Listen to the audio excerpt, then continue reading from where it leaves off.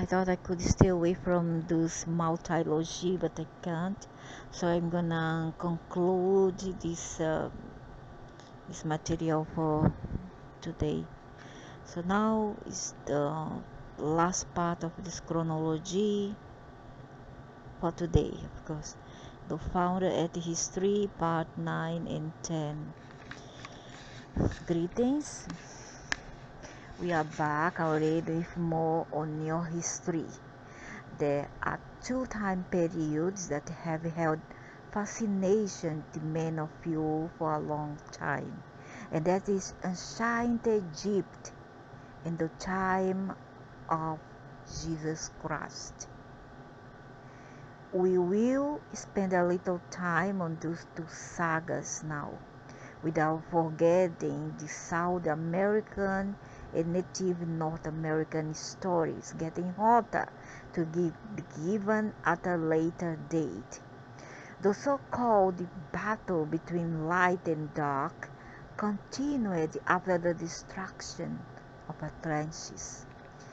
Your world seemed to seesaw between periods of brief enlightenment, followed by times of corruption and relative darkness. Egypt was a case in point. A group of 70 density Pleiadians determined to restore the blueprint of humanity long lost to Orion, Draco, Sirian, Andromedan, and other renegade groups took advantage of the fact that the few survivors of Atlantis were relatively pure in heart and mind. Yeah, and they were really. Those that landed along the Nile River were the first to be visited by the Pleiadian Welcoming Committee. This contingent was headed by a teacher later named Thoth, who, contrary to ancient writings, did not have the head of a bird or reptile. The creature depicted as such was a Draco-Andromedan hybrid who came along much later and corrupted the teachings of Thoth. Oh dear. Thoth was a radiant being of blue-white light, my favorite color, blue-white, a humanoid with similar color and energy to ourselves in the higher realms. He was able to step his vibration down far enough to communicate directly with the descendants of Atlantis and to teach them the ways of truth, cooperation, harmony, and higher mathematics. As many channeled writings will confirm, Thoth was the engineer behind the Great Pyramid. This device served several purposes, but its primary function was an ascension chamber and controller of that grid system. As correctly pointed out by your Egyptologist, it was aligned with Mintaka, the central star in Orion's belt. Mintaka became the central point in Orion's enlightened government following the resolution of the regional Betelgeuse War. About the Rigo-Betelgeuse Wars about 100,000 years ago. Mintaka also had geographical and geological significance in that it indicated a central access point of Earth's precession of grand cycles, occurring every 25,920 years approximately. The grid system of Earth was correlated with the point at Giza Giza being the center of the grid, and ley lines and vortexes coming off at various secret geometric angles therefrom. The Martians, during their heyday, had a system, uh, similar grid system constructed at the same latitude and longitude on the planet, also engineered by 70 density Pleiadians. But alas, it never showed its potential as a portal for ascension, due to interference from Orion and Draco factions. Another strategic purpose of the Great Pyramid was to serve as an incoming portal for groups of Pleiadians, so that the purity and vision of the original blueprint would have a fighting chance of getting reestablished or not. Ooh. Todd and his group had a fair degree of success in working with the Atlanteans to construct temples of initiation and soul evolution along the banks of the Nile. What for have temples of initiation? Is this not the same as you have a doctrine or some form of religion, whatever? Does it differ from religions in a way? Is it spirituality and spiritualism and spirituality to me is almost the same thing. Of the several thousand Atlanteans who made this area their home, a significant percentage took part in the ascension activities and initiations in the Great Pyramid. The 70 density Pleiadians constructed the device in a matter of days. So was the Pleiadians who created the pyramids after all. A matter of days, using levitation and laser technology. I knew already long time ago that they used levitation, laser technology, or could be some servant, some slave that measure about 7 feet tall to make all that thing, and people go, oh wow, how did they do that? How did they construct it? Is true those form. That's how they constructed the pyramids, through levitation, through technology, or the servants were very, very giant and tall. A series of passageways were designed to accommodate those who needed extended periods inside the device in order to accelerate the ascension templates in preparation for moving into the 50 density light bodies. The subterranean chambers beneath the Giza plateau were already inhabited by those who had escaped the underground during previous conflagrations. The Pleiadians, in concert with these underground groups, established the Hall of Record several thousand feet below the Great Pyramid.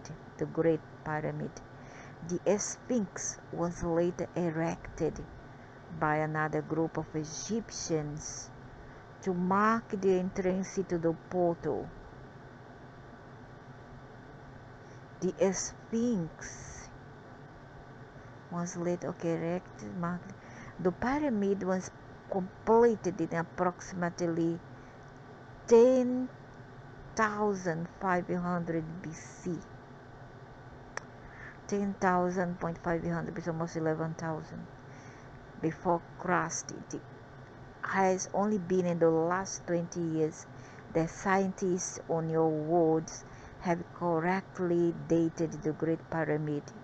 Until recently, it was assumed this device was linked to various other pyramids that were constructed using the labor of the Egyptian people. Who knows? To serve as tombs for the pharaohs. Who knows? This channel goes into details in his book, on the lame attempts by late Egyptians to reconstruct the ascension chamber after Egypt had fallen to the Syrians. We will have more on that later. Accounts from adepts of the original mystery schools of thought can be found sporadically in various stone tablets and channeled writings, including the Emerald tablets. Essentially, they document the initiations given to prepare the first DCT souls for ascension into 50 DCT. Ancient Egypt thrived until about 7,500 BC, at which time 70 DCT Syrians from the Sirius B star system arrived on the scene and began unraveling the work of thought in his group. The Christian, Jewish, and Greek legends and myths are all about the Syrians. Sirius B. How about the ascended master? Who are they? If not from Sirius B. If they are not from Sirius B, they are from Sirius 1. A or C. To me, they are just the same thing. Their agenda is just about the same to introduce here system of religion system to better I don't know, divert people from the truth and then make them more fanatics and a slave to a doctrine, into a set of rules. Although these ET factions had great technological and psychic power, they had not resolved their egoic issues satisfactorily, and as a result became infatuated, worshipped and praised by their underling. What's this underling? In other words, they were in a guru trip, to quote a popular phrase. At first it was subtle. They demonstrated their miraculous powers to those who did not have the spiritual understanding to see through the charade, like, oh, I can revive the dead, I can make the dead alive again, I can make miracle and heal you, I can make the lame walk, and blah blah blah blah blah, blah, you know, all this kind of thing, just to impress people, so that people will go, oh, he really can make miracle, he's a saint, he's a god. As they intermingled and interbred, the DNA of the dissidents become more and more corrupted with their brand of egoistic messiahship. The mystery schools began to devolve into pecking orders and devotion to Syrian gods. Hey, but what's the difference? You say that it thought come and I thought bring this and that. Thought bring mystery school. So what's the difference from the Abrahamic people? And why do you point fingers on like the Abrahamic Semites? What about, no, I mean, yeah, about the Christian and the Jewish and the Greeks. How about the Buddhas, the Vedas, the Hindus? How about the Muslims? Why don't you point finger at them? How about all the others group? All the others spiritualist group, like Afro group of release, like um, Candomblé, all that's for this shoe, all those kind of entities. How about that? Why don't you point finger to them? Because you are behind all that, and then you point fingers at all the I don't know, the Jewish and those Christian. That's not fair. That's not fair. The God of the Old Testament, Jehovah, was a 70 density Syrian. Those of you familiar with Jehovah's teachings, but willing to accept the premise that Jehovah was an agnostical Syrian, and who are not. Yeah, he is, but who's not? You all come also, you also give the, what you say, the mystery school, and then you are now want to point finger. What's the difference between thought and dus? should examine the result of Jehovah's presence on the earth. Not because those one is black, whatever, and the others are more fair skin. This is what discrimination. As stated many times by this channel, the Old Testament is one of the bloodiest and most violent books ever written. Would a highly evolved enlightened being pit one race against another? But who didn't do this through history? All at history is about pit one against another, about war, about emperor, what they call abuse of power, huh? And then you were talking only about the Semites. Why? That's not fair. Would he owe the blind obedience to his priest now? Hey, wait a minute. Since he's talking about Jehovah, right? And then they say that they are the Elohims, so that means they are not the Elohim at all. Because is it not the Jews um, correlated and involved with the Elohims and the Muslims as well? So they are not the Elohim at all. I believe they are the Luciferian, yeah. They are Luciferian. The Pleiadians are Luciferian, yeah. Bingo. Would he exalt some over others? And who didn't? Who didn't do that? In God's universe, yeah, blah blah blah blah blah. There are no elite or chosen ones. Oh, but Ella, you said that you have chosen one, that somebody, some are chosen to be guarded and some are protected and others not. You also have elitism. You already showed elitism earlier on in your material. Now you are saying that there's no should. Yes, should not have. But who does not apply this role? Who does not apply those guidelines? Which ethnic group does not apply all those guidelines to their subject? Huh? You does not? I believe that you do. You people, your entities do, not people, entities. Because I feel that you are entity, you're not human. Of course, you are entities. Everyone is chosen and is created in pure love, and says who start from you by apply what you say. Everyone has equal value in the eyes of God, true enough. But who will practice what they say? It doesn't suffice us to talk, but doesn't. If I talk only and I don't apply what I say, what value have in the message I try to pass? I'm being a hypocrite. If I come here, I preach, but I turn around and I do another thing. That's stupid. That's hypocrite to me, and a lie. And that value is infinite. Biblical scholars, Jewish and Christian clerics on your word need to go back to basics and examine the results of ancient teachings. Whatever, do they know about the Muslims, the Buddha, the Taoists, all that, the Hindus? Why don't you talk about them? You know, I'm not a Jewish, I'm not a Christian, but I don't like those beings to take the point finger to one inside another, you know, because I'm a person who is impartial. I don't like to be partial. I'm impartial. If you blame that person, you criticize one side, I defend them. And if you criticize another, I defend that side. I'm like this.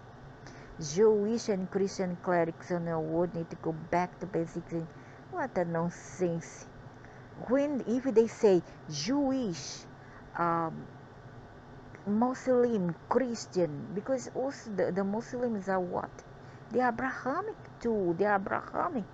They belong to the same group of Abrahamic branch of religions. If they put the Muslim, they include the Muslim and say, yeah, you're right. If they don't, I say, you are a big hypocrite. These are big buggers. You are a buggers. And if you talk also about Taoist, you talk about Buddhist and Vedas, the Eastern system of religions, or doctrine, whatever, spirituality. I would say, yeah, you're right. At least you are not partial. You are being impartial. However, if you take sides, you are being partial, and I cannot tolerate it. And I don't care who you are, and you are not a god to me. Okay, you are not a god to me, and I don't care a heck. Did they promote peace and evolution of war and sea? Examine the results of ancient teachings.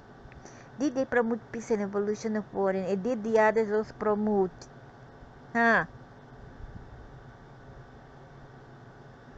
Honestly, they haven't. Precisely not. Or did they promote division and conflict? We, the founders, seldom preach. Oh no, you just point finger. But this point is too important to let pass. Now on with the show. We return you to Egypt during its fall into worship and sacrifice.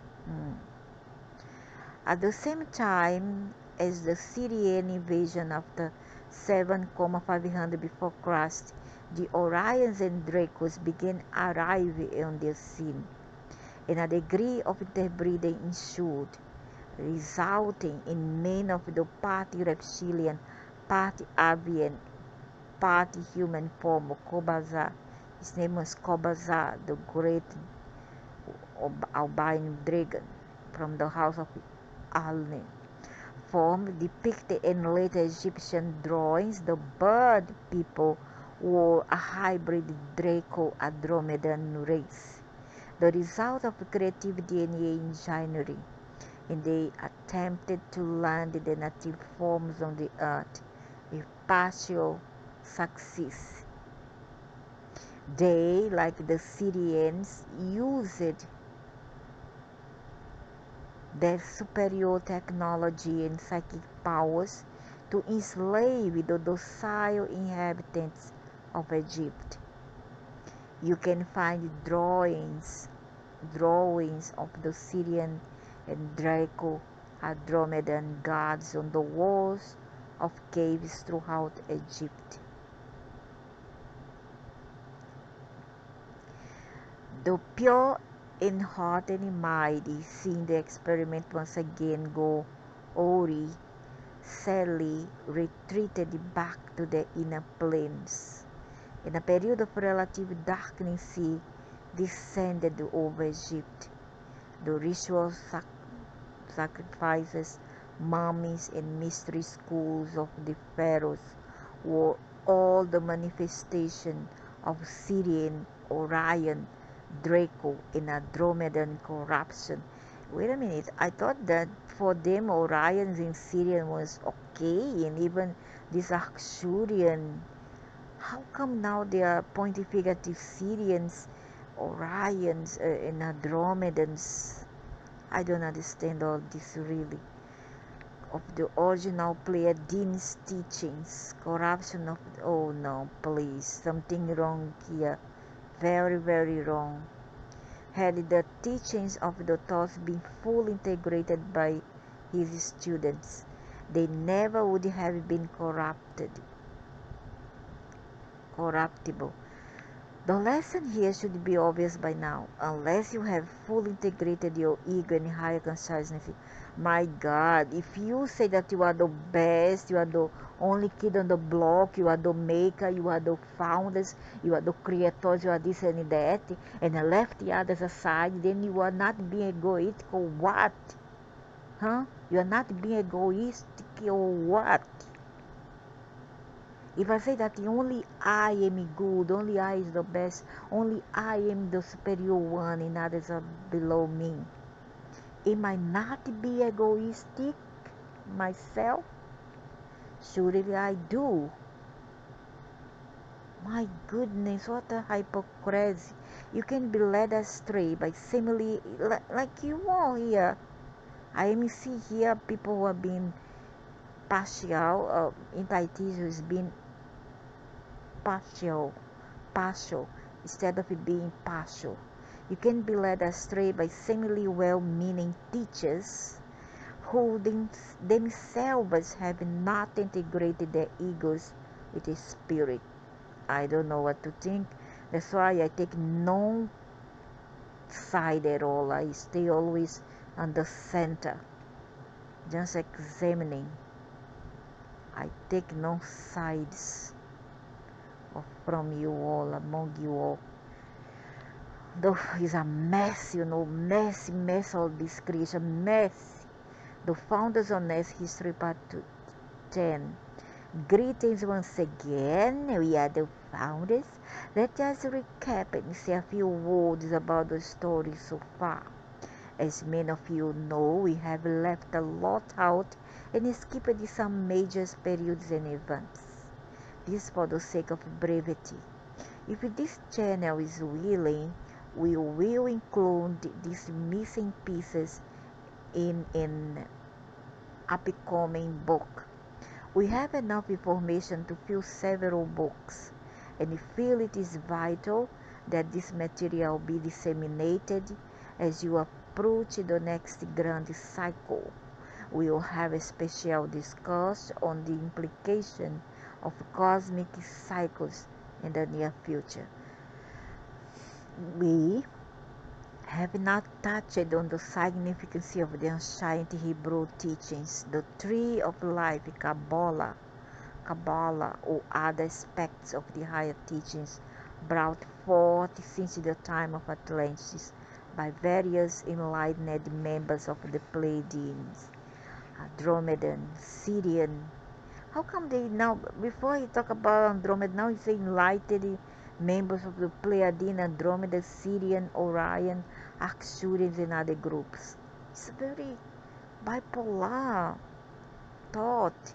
We have also very little to say about the Galactic Confederation, the Great White Brotherhood, the Archangelic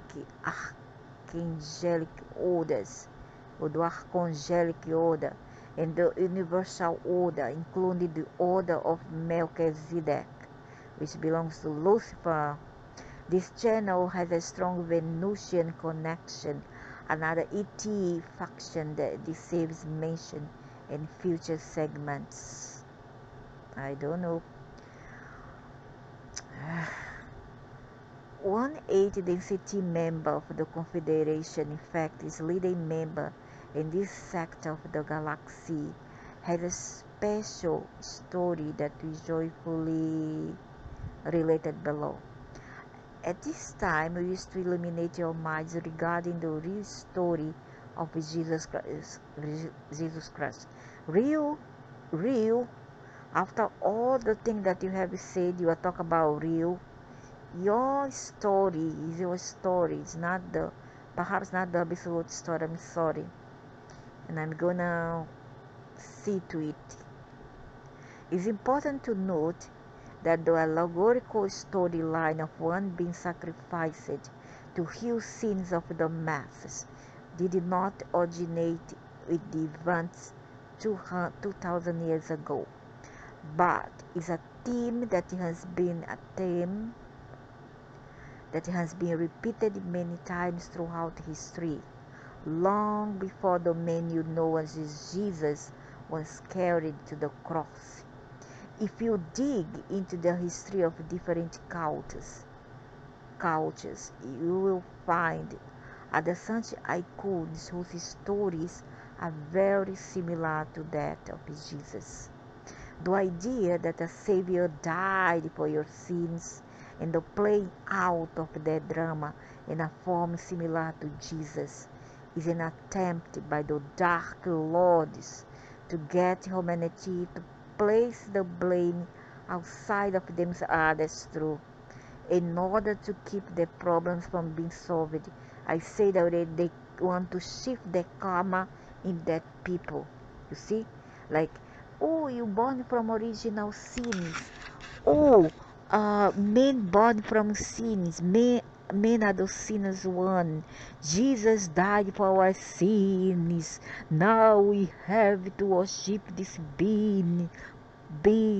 Poor Jesus Christ, blah blah blah. All this kind of thing. It's just a sort of uh, um, a scheme to actually deceive the foolish mass. Let's get this straight. Nobody can ever die for your sins. True, that's true. That's true. That is true because there's no sin. We are all here to just live nightmare or a dream and then go away, die, finito, die.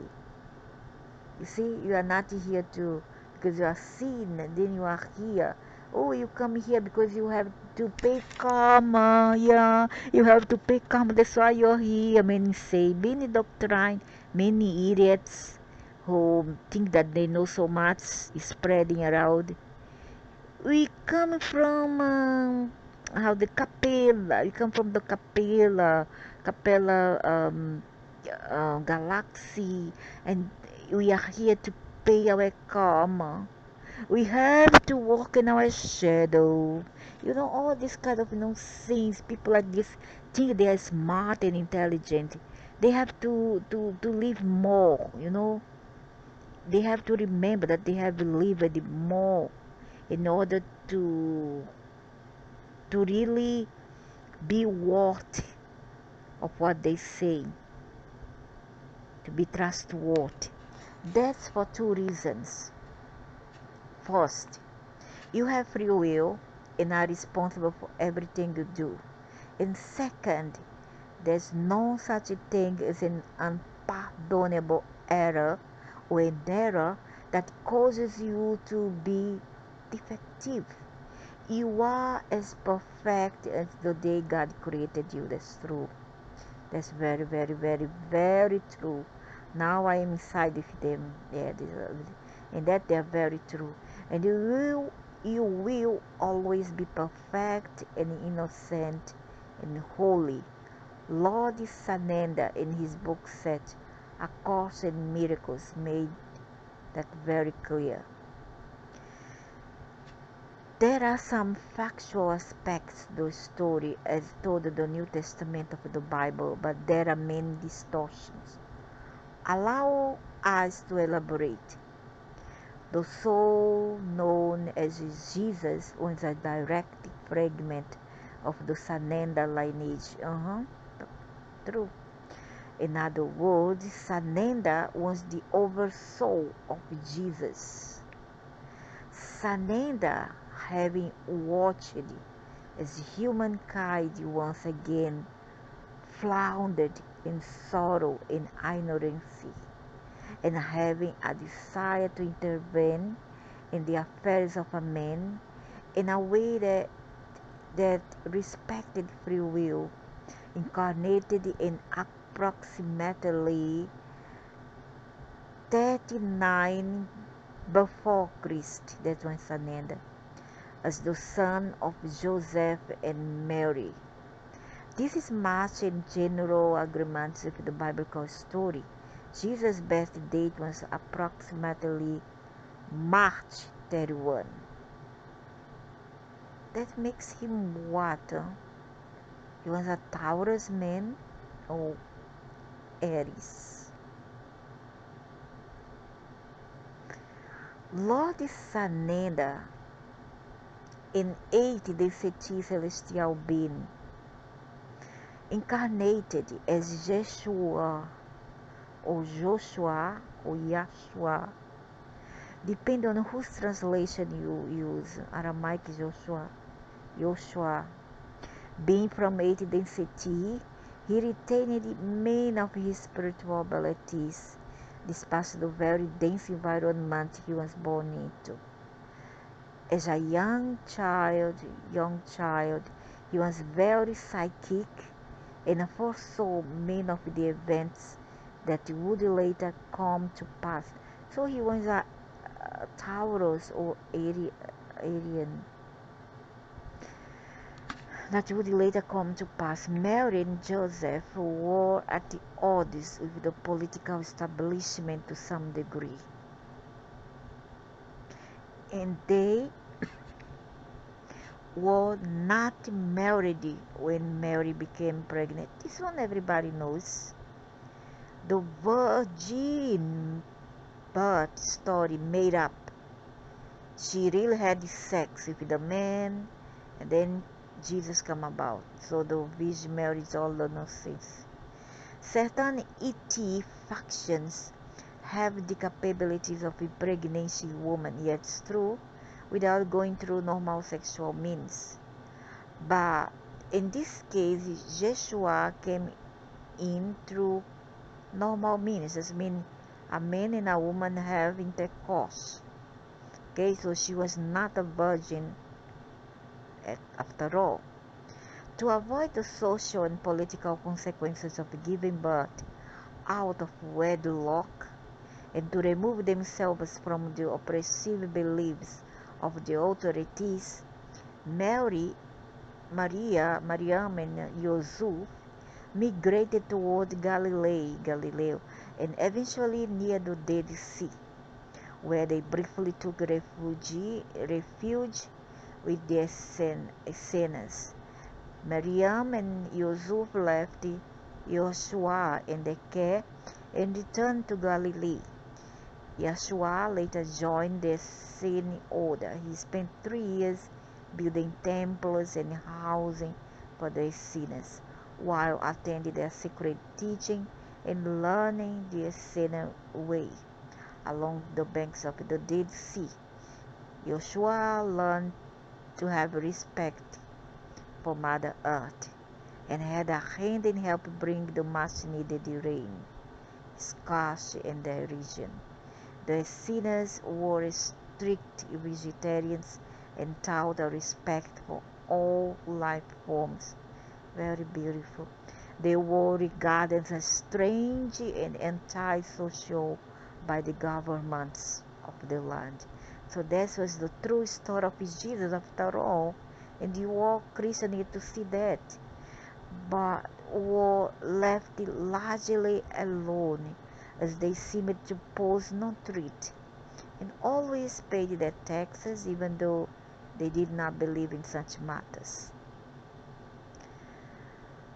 When Joshua turned about 16, he and a group of fellow Essenes traveled east to India.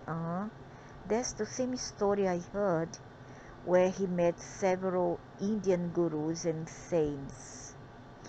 He studied for about 2 years with a guru who taught him a great deal about the mysteries of life, and also Jesus could transport himself through what looked like a straw underneath the ground from one continent to another. When he returned during a dangerous visit to see his parents in Galilee, he met and fell in love. See, he was not a virgin after all, neither him nor his mother, but just common humans like me and you. He met and fell in love with Maria Magdalena, who was a dancer and entertainer too, and only very briefly prostituted herself when times were tough. That's the truth people don't want to accept. Mariam and Joshua were deeply in love with each other and had a child. Because they were not married, they too became social outlaws. Some of Joshua's Essene friends allowed Miriam M. to stay at the temples with Joshua against the rules of the elders. Joshua and Maria Magdalena and their young son traveled to India a second time, where the child was blessed by the gurus. Word got out that Mariam M. had an illegitimate child, although nobody seemed to know the father outside of these sinners. Fearing for the child's life, Maria Magdalene and Joshua left the child temporarily in the care of an Indian saint and returned to Galilee. It was a few years later before they could return to India, and although they missed their son terribly, they knew he was all right. Maria Magdalene and Joshua paid another visit to their son a few years later, but he remained in the care of the Indian saints when they returned. The political climate was too unstable to risk bringing the child back with them to Galilee. Despite the short time they spent with their son, their influence helped him greatly as he grew up in India. Their son became a wise sage, and his teachings added significantly to the climate of India. Joshua received several. Oh, so I think that his son then could be Sananda. Joshua received several visions from his spirit. Joshua received several visions from his spirit and his soul family, and was told to teach higher spiritual principles to anyone who would listen sincerely. He began teaching earnestly in his late 20s and gathered quite a following. At one point, he had about 50 disciples. He and Maria Mem kept their relationship and child a complete secret, not even discussing this with the closest disciples. Being highly clairvoyant, Yeshua saw that the authorities would eventually kill him, but he was told by his own God self to stay his course and teach as many people as possible the ways of his spirit. Yeshua's teachings were highly distorted in the Bible, but a few truths managed to get through. He taught that we are all created in the image and likeness of our Creator, and that we all have the abilities he demonstrated. He taught us to love one another and to forgive our enemies. He did not teach that the way to God was through him. True, very, very true. Alone. He did not taught that the way to God was through him alone. Several of his disciples learned how to use their spiritual gifts of healing and clairvoyance, and there are ample stories in the Bible of John going on to perform similar healings. The story of Yeshua's involvement in the Melchizedek priesthood is also in the Bible.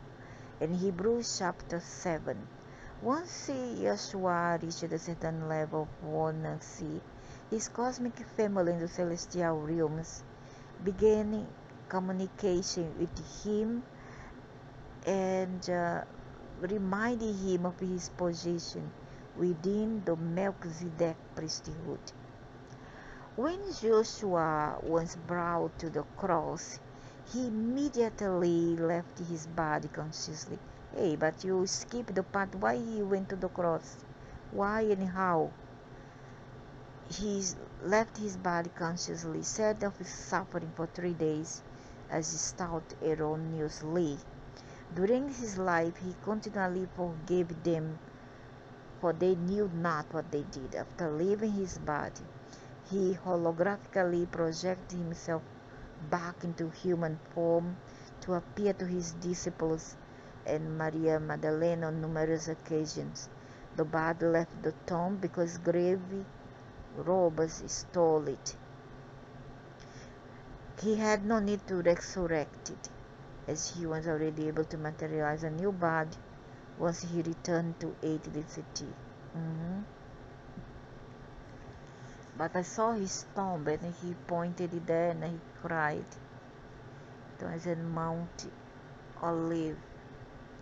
Lord Sananda has fragmented his soul several more times throughout history. At the present time, there are 80 fragments of Sananda on the earth.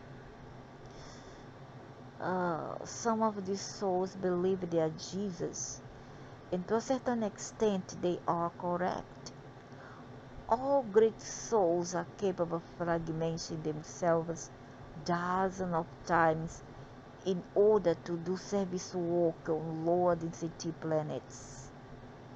Usually over souls fragmenting 12 souls at a time. But this is not set in stone. Many fragments remain in the higher densities to guide the fragments in the lower worlds. The term fragment does not mean incomplete or partial. Each of these fragments is complete and sovereign being. This channel uses the cell-dividing analogy to explain this in his writings. The second coming of Christ refers to the return to Christ consciousness, or the celestial consciousness of higher densities. This was correctly interpreted by your Paramahansa Yogananda and many other yogis and saints. As most of you know, traditional Christianity has very little to do with the teachings of Yeshua, and a whole lot to do with sin and guilt. Fortunately, many souls are expanding their world and see beyond these primitive beliefs. We, the founders, are grateful to see so many truly go doing the greater works that Joshua taught. During this brief look at the work of Yeshua, we only touched briefly on Maria M. and the Divine Feminine, and spoke hardly a word about Mother Maria. There are numerous channeled articles on these beings, and do not wish to duplicate the information. Maria Mati, I don't think that lady who gave birth to this Joshua has nothing to do with Mother Mary or whatever.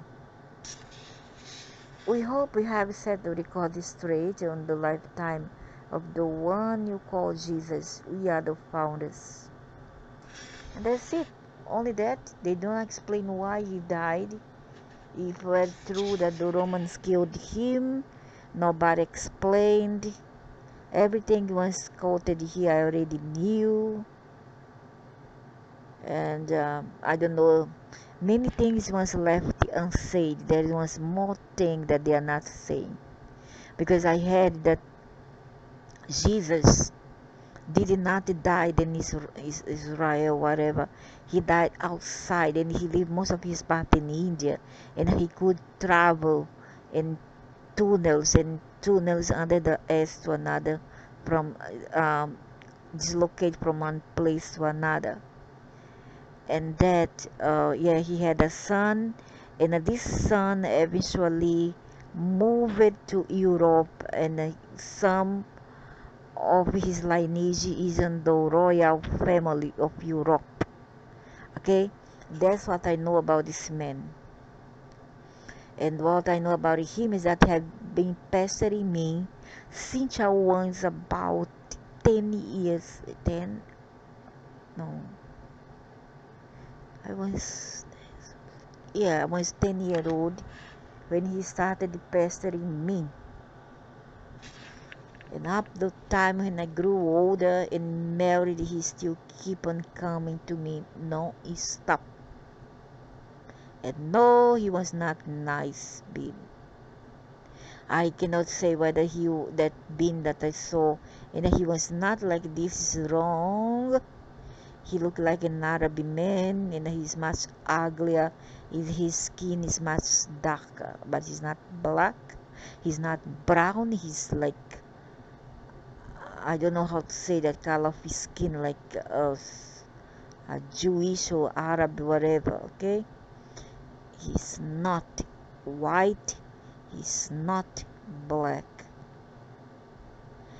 Maria Magdalene was a blondie woman, I heard. And that's why their son was lighter skin, but he wasn't. Because I ever saw this man and he was not like this. He's much uglier. His hair is much darker, very dry, same length. He got that brutish Arabic face. So many things was not told here. Many things that they are hiding because they thought there's not the right time to tell. Okay, but there's many things that they are not saying here. Not about Jehovah, not about Jesus, whatever. They are not saying. So all this is half truth.